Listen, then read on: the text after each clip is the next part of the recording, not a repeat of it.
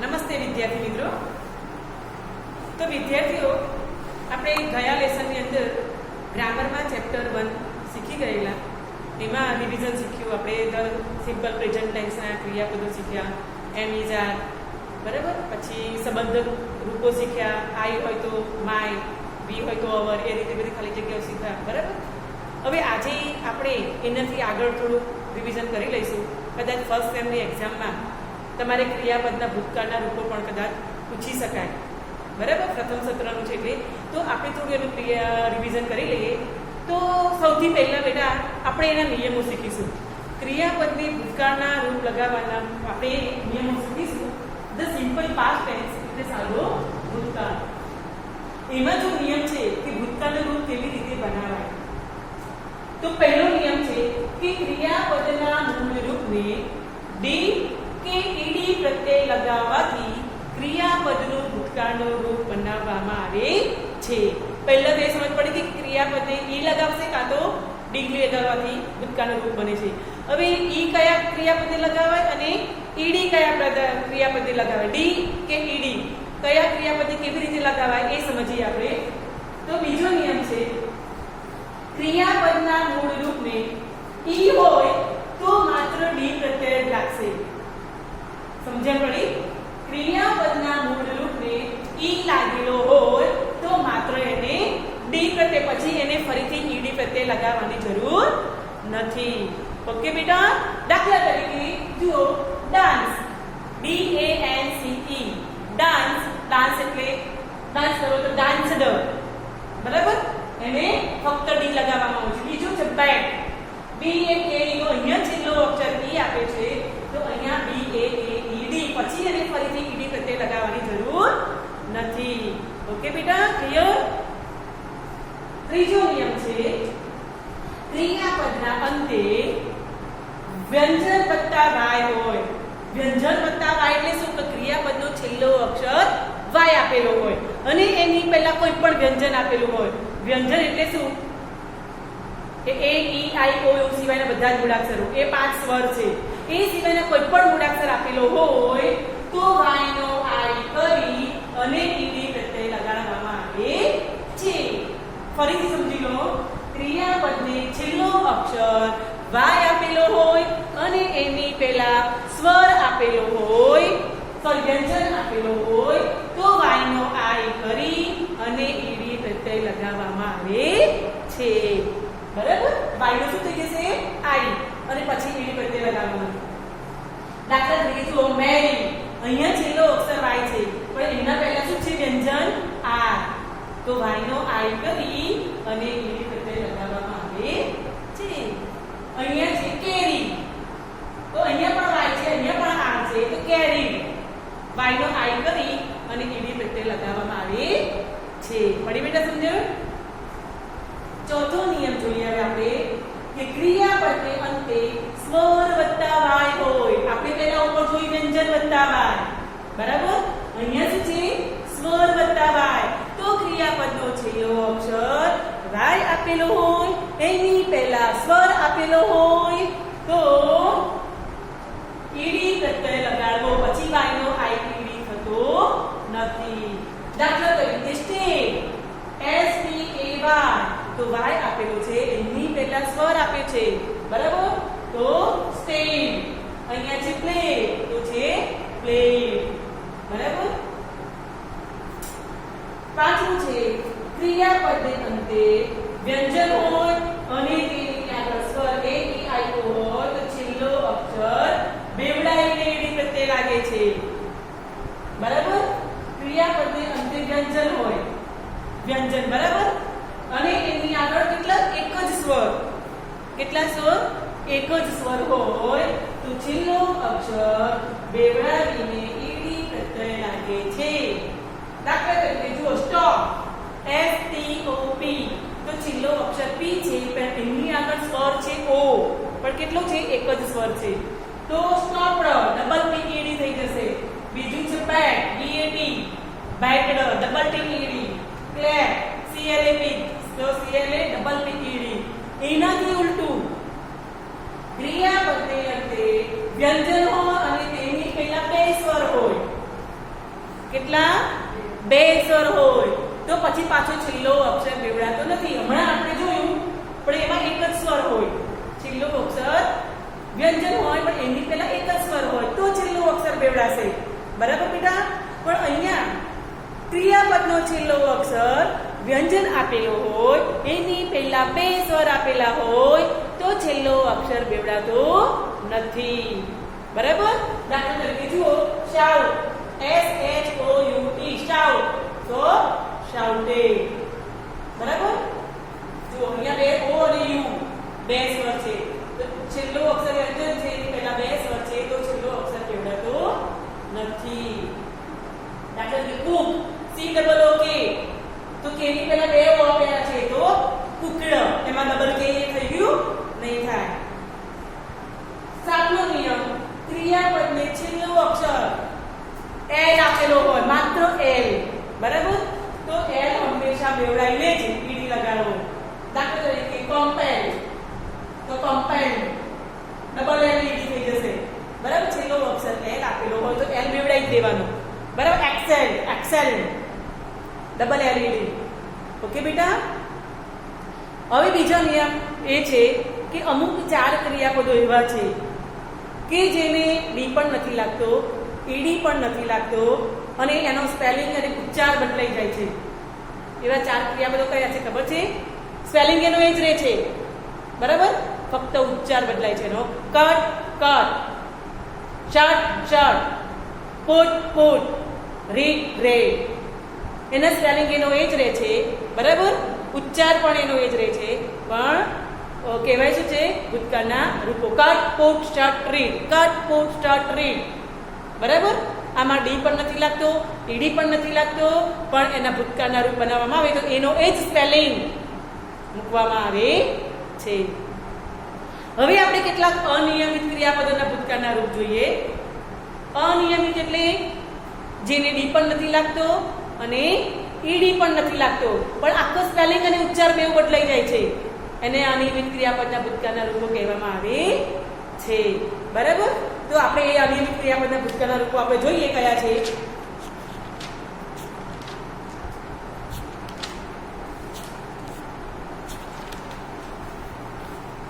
પહેલું છે જુઓ, go, went, go, went, stand, stood, stand, stood, give, gave, give, gave, sit, sat, sit, sat, see, saw, see, saw, fall, fell, fall, fell, sing, sang, sing, sang. એના ઉચ્ચાર જોજો બેટા.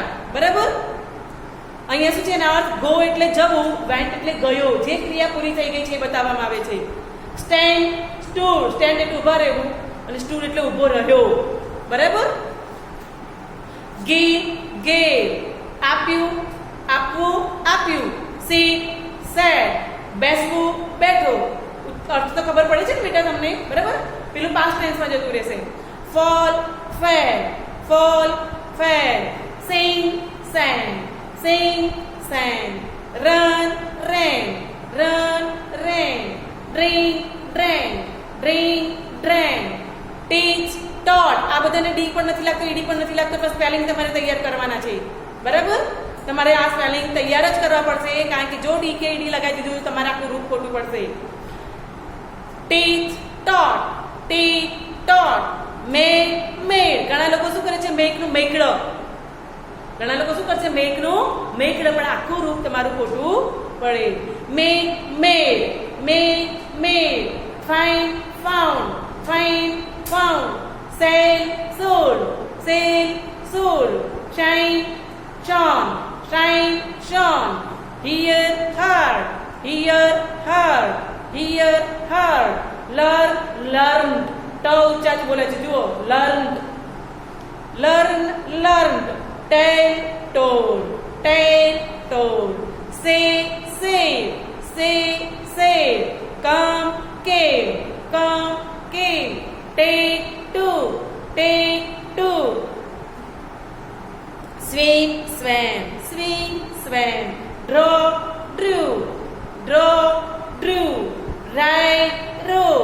ride, rode, ring, rang, ring, rang, fly, flew, fly, flew, throw, threw, throw, threw,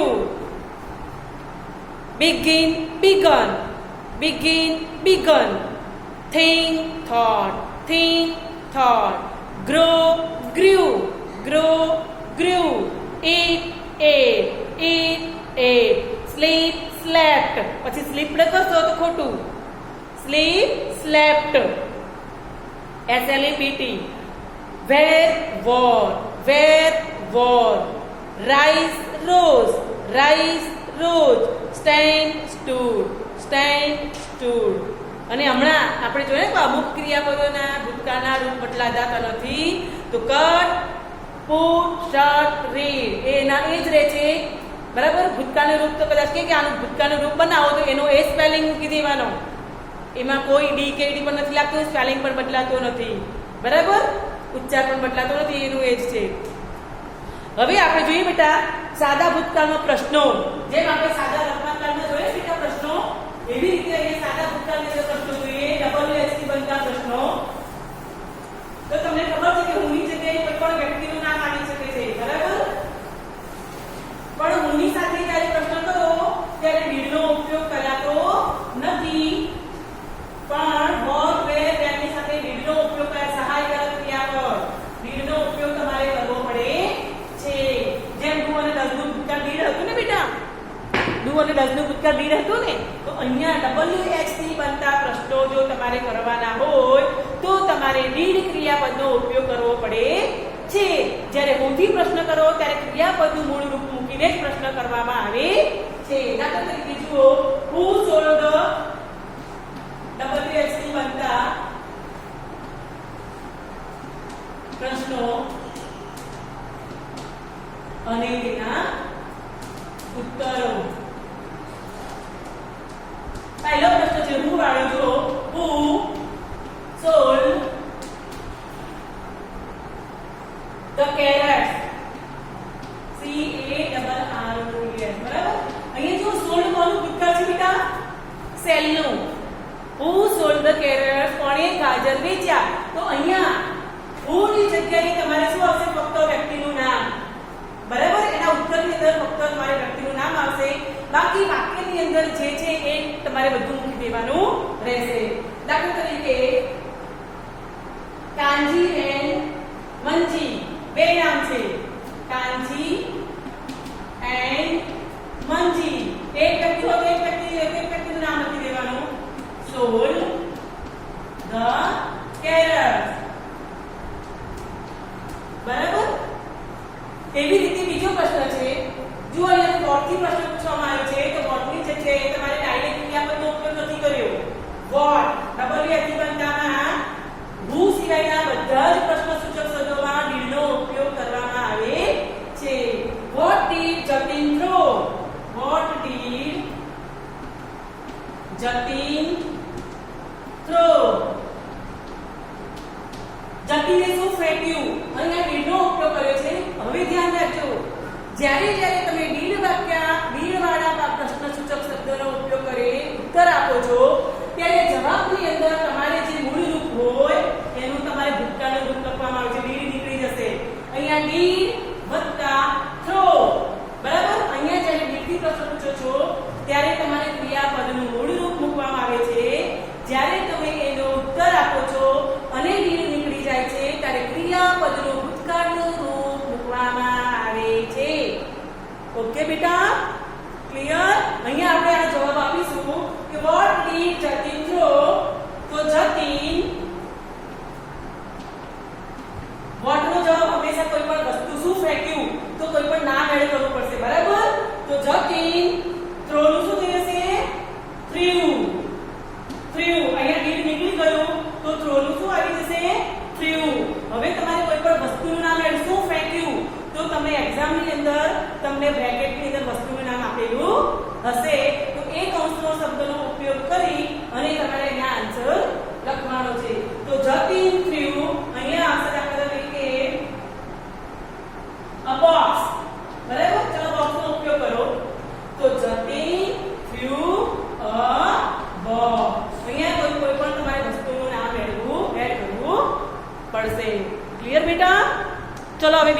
ઉદાહરણ જોઈએ. આપણે આ vote વાળું જોયું, હવે ત્રીજું જોઈએ.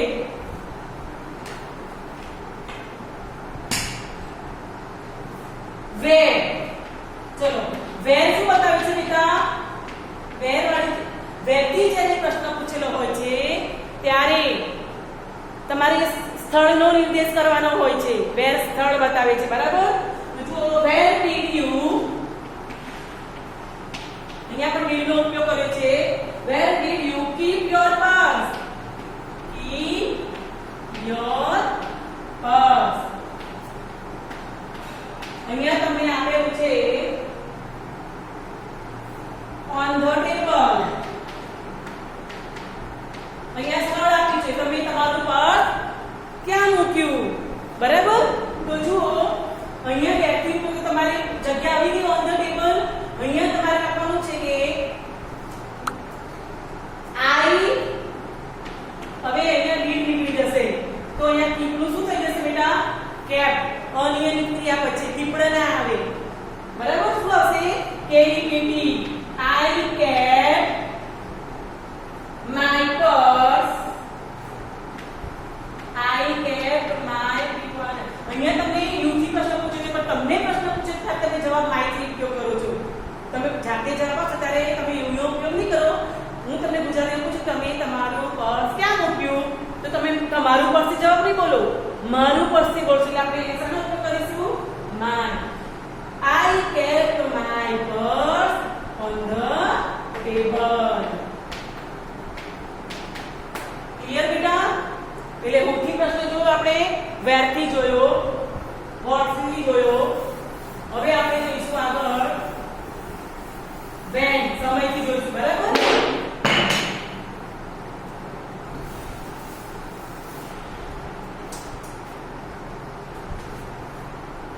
When did they go? They go. અહીંયા તમને when થી પૂછ્યું એટલે તમારે સમયનો નિર્દેશ કરવો પડશે. તો તમને સમય આપેલો હશે 5 o'clock. 5 o'clock. હવે અહીંયા જુઓ, when did they go? તેઓ ક્યારે ગયા? તો go નું ભૂતકાળનું રૂપ શું થશે બેટા? go નું ભૂતકાળનું રૂપ બેટા when. બરાબર? તો when અહીંયા આપીશું they, did નીકળી જશે, go નું શું થઈ ગયું? when. they went 5 o'clock. જ્યારે તમે આન્સર આપવાનો છે ત્યારે તમે શબ્દ બ્રેકેટ ની અંદર મેન્શન કરેલો હશે કે તમારે આનો ઉપયોગ કરી તમારે ઉત્તર લખવાનો છે. ઓકે બેટા? હવે પાંચમો છે which નો ઉપયોગ કરો. which શું બતાવે છે? પસંદગી. which કયા ભાવ દર્શાવે છે? પસંદગી. કાં તો આ નહીં તો કાં તો આ. which pencil did the child like? which pencil. જુઓ, which ની સાથે ડાયરેક્ટ did નો ઉપયોગ નથી થતો. કોઈ પણ વસ્તુનું નામ મૂકવા માટે જો who ની સાથે પણ નથી થતો. when ની સાથે did આવ્યું, બરાબર? what ની સાથે પણ did આવ્યું, where ની સાથે પણ did નો ઉપયોગ કર્યો, પણ where which છે, which એની સાથે did નહીં આવે. which pencil, which car, which shirt, which sari, પછી did નો ઉપયોગ થશે, બરાબર? તો which pencil did the child like?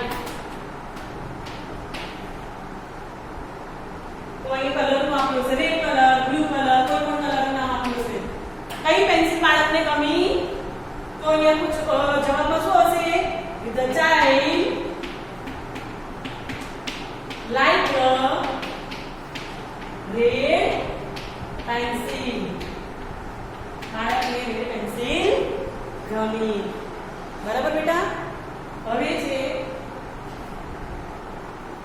how much. how much ની પ્રશ્ન કર્યો. how much ની સાથે પણ તરત જ did નથી આવતું. how much water, પછી did આવશે. how much water. અહીંયા તમને શું બતાવેલું હશે બેટા? પ્રવાહી છે એટલે તમારો ક્વોન્ટિટી બતાવેલી હશે. how much water did they bring? did they bring? તો અહીંયા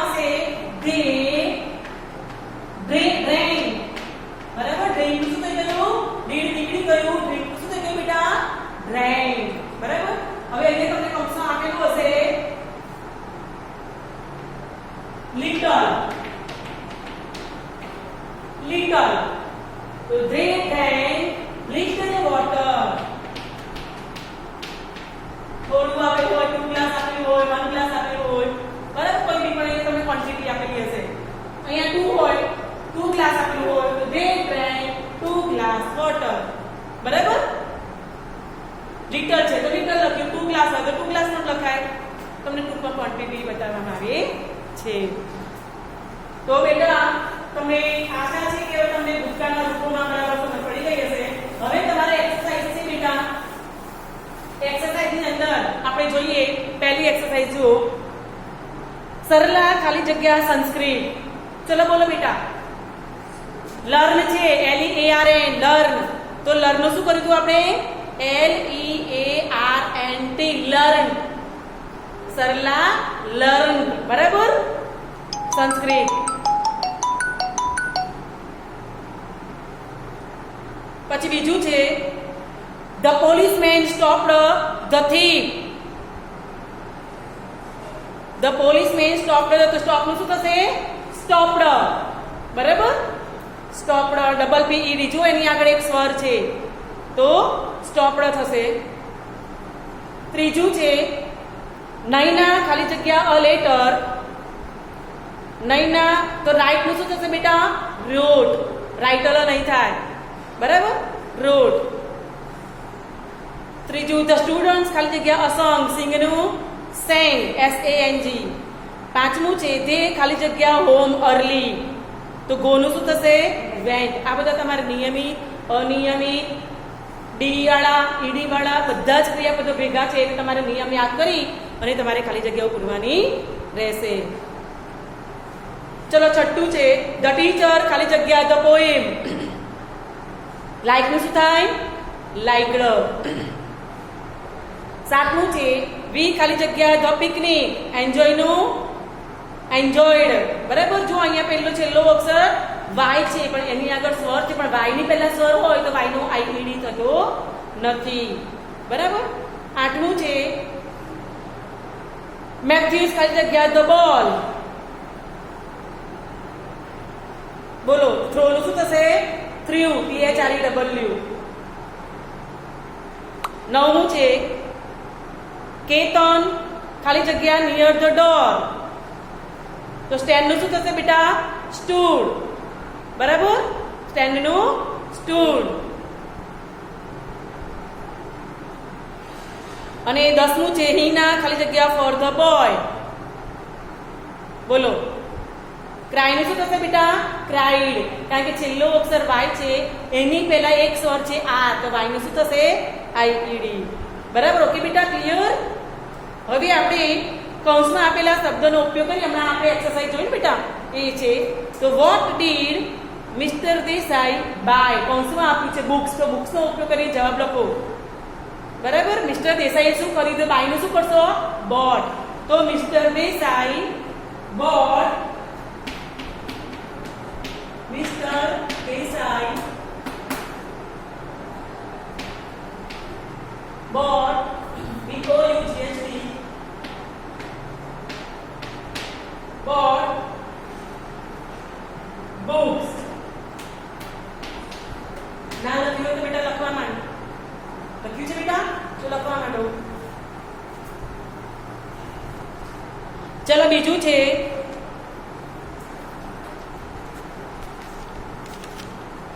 who called the meeting. કોણે મીટિંગ બોલાવી? તો હું ની જગ્યાએ ફક્ત વ્યક્તિનું નામ તમને આપેલું છે the principal.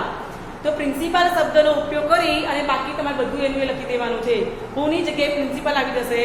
The principal cold the meeting, બરાબર. ત્રીજું છે how much money did he collect. How much money, તો હી કલેક્ટેડ, પછી કૌંસમાં શું આપ્યું છે? 1000 રૂપીસ. તો હી કલેક્ટેડ 1000 રૂપીસ.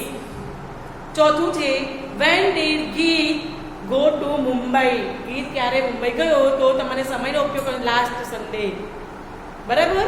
તો ગીત ગો નું શું થઈ જશે? when.